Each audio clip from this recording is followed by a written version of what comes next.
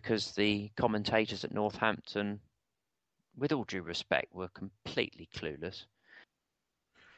There wasn't the usual Goddard show, unfortunately. Dave, I know he was at Pembrey doing Rallycross. So yes, the final. Now, I can remember around about 15 years ago, or whenever it was, when the late John Haynes was, well, rumours were in the F1 circles that John Haynes was thinking of laying down shale on Northampton.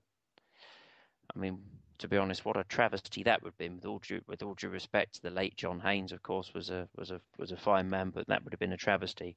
But the Formula 2 final, you almost had an impromptu shale start, because in the Formula 1 final, which preceded it, there was one of the cars laid an awful lot of oil on the track, and by an awful lot of oil, I mean an awful lot of oil. And it ended up with Rob Speake having probably one of his best Formula 1 final wins, certainly since his return, maybe even ever, where he really did show them up in the Formula 1s, just took to the outside and drove around everyone. But the upshot is that they had to put an awful lot of spill dry on the track for the Formula 2 final, so much so that it was very, very, very dusty for the first few laps of the Formula 2 final. And when the dust settled, well, it was Paul Moss, to be honest with you. He got well away. And then there was several yellow flags and his lead was eaten up. If there had been no yellow flags, or perhaps if there had been just the one yellow flag, it's probably fair to say that Mini Mossy would have had a big final win there. But it's the one thing that is left to blot off his copybook. It is a world final appearance and obviously a final win. And that's all Mini Mossy needs to complete the full set, because obviously he's done every track. Yeah, but he came close here, but Mickey Brennan then took over the lead and Gordon Moody caught him up, sat behind him, went in for the textbook last bend lunge. Mickey actually put the brakes on and messed it up somewhat, and I think Mickey knew he messed it up because he was seen thumping the steering wheel as he crossed the line, but textbook last bend lunge and a final win for Gordon.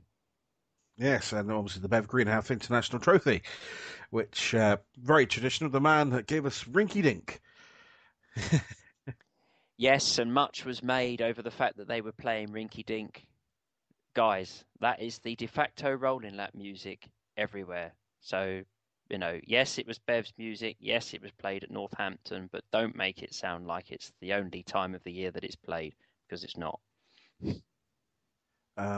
Well, yeah, because it's like I say, everyone else has adopted it as the theme tune for Formula 2. Apart from Cowdenbeath, who of course have fanfare for the common man, and that works well there. But everywhere else, yeah, it's rinky dink. I know you don't like that, but I don't. I must admit, I am growing to like Dink, but yeah, like I say, I had a hand in choosing their replacement thing, because they went with Pink Floyd's "Run Like Hell," which was doesn't work.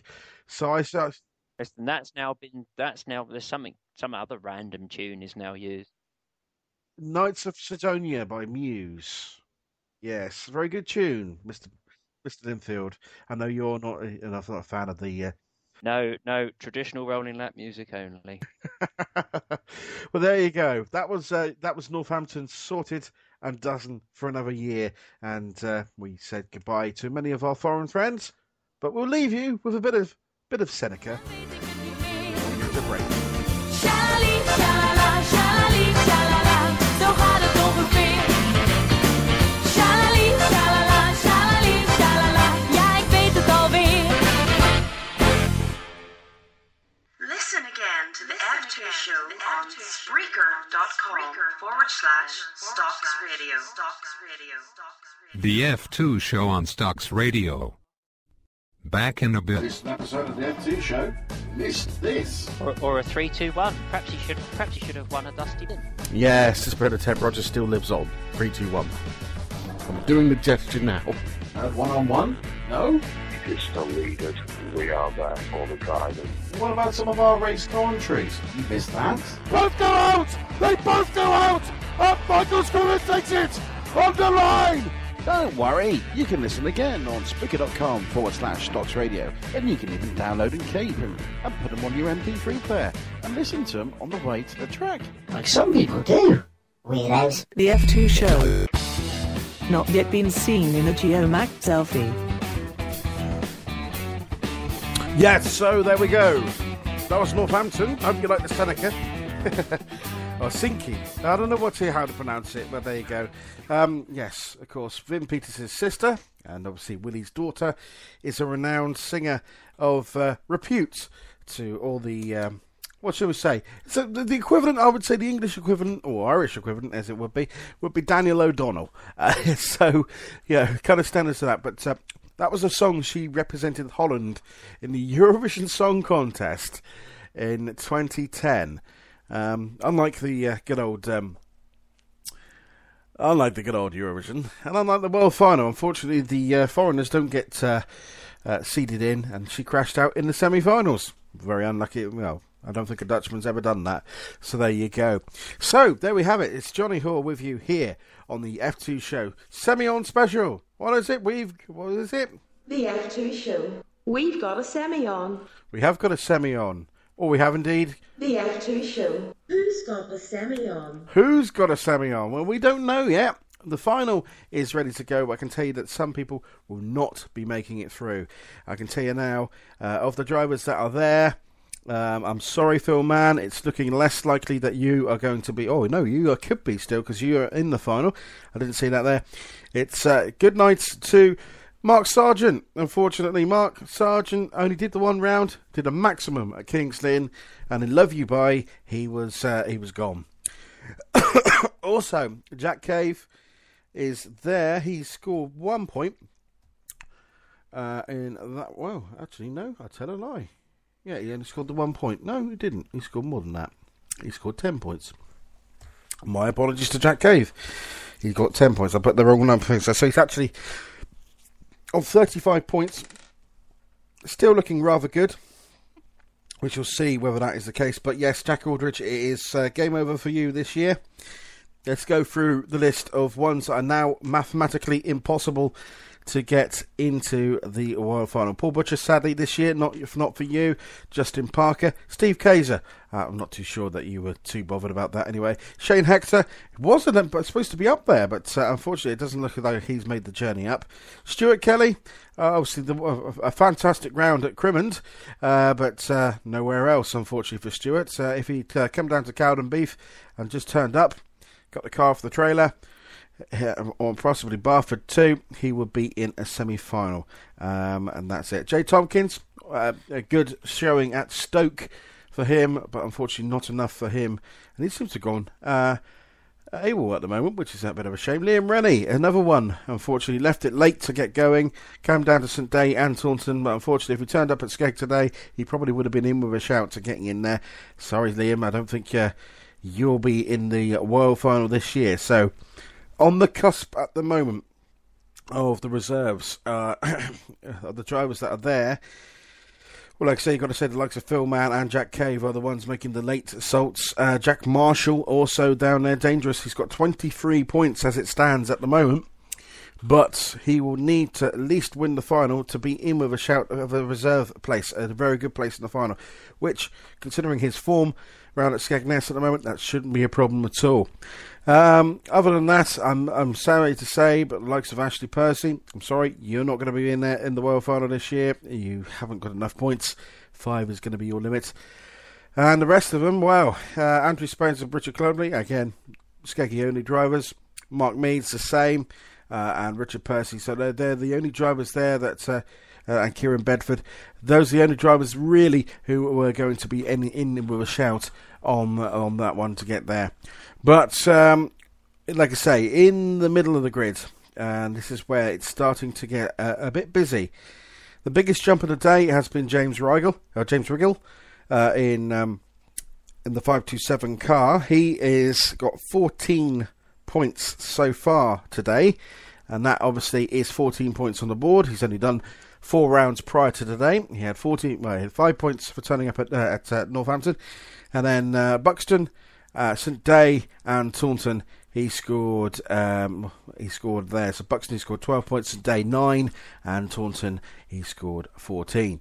So Skegness has given him 14 points, which we knew would do. Pete Bartram is another one, obviously back from a spell out with the craziness that was the that big crash at Hensford in the final there.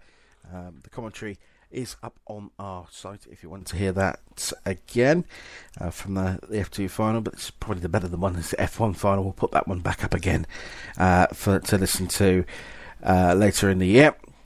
The only other person I think will make some hay, I mean, hopefully Ben, like I say, at the moment we're looking at the Cy Haraway. His evening is over. He's got 5 points, so finishes off with 61 points, which will probably put him on row 7 or 8. That's the World Final. We'll have a look at that later in the day when obviously when the full scores come in. Mark Gibbs, he's not here today, but Darren Clark has still got points to score, and he 75 points at the moment in a decent place. One of the things there should see him jump above for certain persons. Obviously, the points to watch and look at is 64 points. Anyone goes above 64 points, that means Gordon Moody goes further back the grid. Now, if that was to happen, like I say, the people that are likely to do that, to jump over the top of it, is like I say, Ben Lockwood and perhaps Jimmy DeRiggle, as I call him, 527. Craig Wallace has got 79 points as it stands. Obviously 10 and 5 from the attendance and 5 from the heat. Ashley England is another one. At the moment, him and Liam Bentham are tied on 80 points, but Ashley will get the benefit of the doubt because he has the better round, a better score. From Buxton, he had 30. Liam's best score, 21. Adam Rubery and Aaron Vater's next one. Aaron Vater, of course, his evening is done and dusted. No, I tell a lie. He is not done and dusted. He scored 7 points. I've got to check these things. This is rubbish. But he has another point will add potentially. I think another point should see him drop one of his worst scores.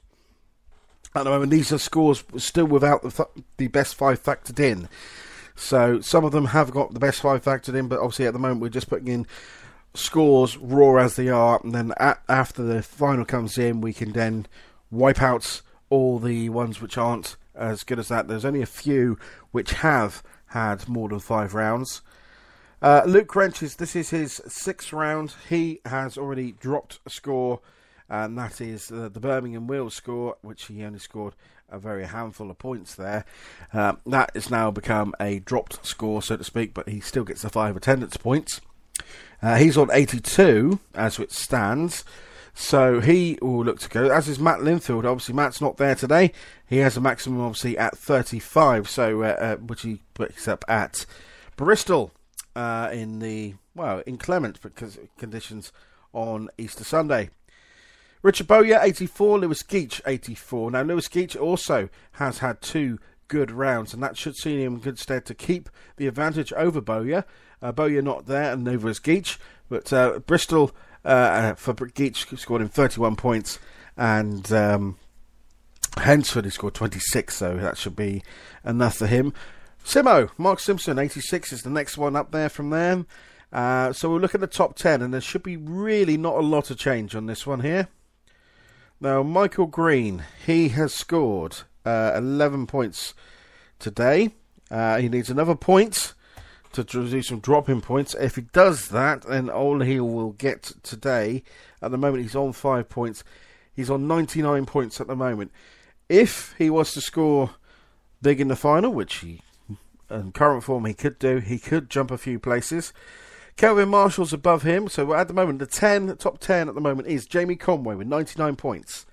Michael Green is in 9th at the moment, 105, but remember, this is factored in scores. The Skegness scores are still raw in certain things, so there will be some points dropped there. At the moment, it's Michael Green, like I say, with 11. Like so, with 105. Kelvin Marshall 115 at the moment. That's with 7 points there. Now, Chris McGoyne currently has 8 points as it stands. But again, he needs to score